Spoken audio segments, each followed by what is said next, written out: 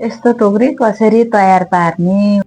यसरी यो पानीमा भिजाउने, भिजाएर एकछिन राखेपछि यो चाहिँ अनि फेरि चिर्ने, यसलाई चिरेर यसरी चिर्ने, यो सुईको मद्दतले यसरी चिर्ने यसलाई।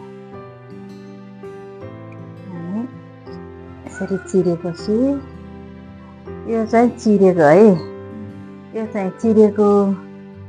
अब सुरु गर्नलाई चाहिँ यसो गर्नु, यसरी बेर्यो, यसरी बेरेर सुरु गरे, यसरी सुरु गरे अनि त्यहाँबाट यसलाई यसरी गोलो बनाउने, गोलो बनाएर अनि यसरी बनाउने, एक फेर यता घुमाउने अनि एक फेर बिचबाट छिराउने, एक फेर यसरी घुमाउने, यसरी बनाउँदै जाने, यसरी बनाउने, यसरी घुमाउँदै लाने, फेरि यहाँबाट घुमाउँदै लाने। त्यस पछाडि यहाँबाट बिचबाट यसरी छिराउने, यसरी घुमाउने, गर्दै गर्दै गर्दै लाने। यत्रो हुन जान्छ यो भाग। यो गोलो भएपछि यसको आसन पुरा बनाउँदै जाने, पुरा बनाएपछि अनि यसरी पोल्टाउँदै गएर पोल्टाएपछि यसरी कलर राख्ने, अनि माथि चाहिँ यसरी बिट मार्दै जाने। अनि यहाँबाट ह्यान्डल बनाउनलाई यसरी बेर्दै जाने, यहाँबाट यसरी बेर्दै जाने।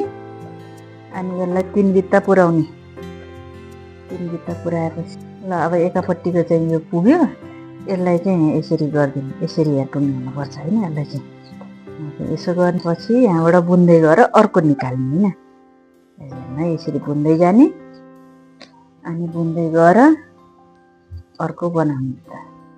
अब यो चाहिँ मेरो डोरी ह्यान्डल पुरा भयो। अब यो 3टालाई एकै ठाउँमा जोड्नलाई यहाँ मैले देखाउँदैछु। यसरी ल्यायो, यसो गर्यो अनि यहाँ चाहिँ यसो गरेर बनाउने, यसरी बनाउने। सियो यसरी छिराउने अनि यो सियोमा यो यसरी उनेर अनि यसरी निकाल्ने, यसरी निकालेर राखेर यो बेर्ने, एक फेर यता घुमाउने, एक फेर यताबाट यसो गरेर बनाउने। ल अब फेरि यसलाई यहाँ ल्याएर यसरी जोड्ने। अब यो चाहिँ पुरा हुने बेला हो, यो टोकरी पुरा ह्यान्डल पुरा भयो। यसरी जोडेपछि यसो गरेर काट्ने, छड्के गरेर काट्ने। अनि यसलाई यसरी बुन्दै गएर यहाँ मेटाउने। यसरी भयो है, यसरी यो तयार भयो टोकरी पुरै, यसरी पुरै तयार भयो। हेर्नु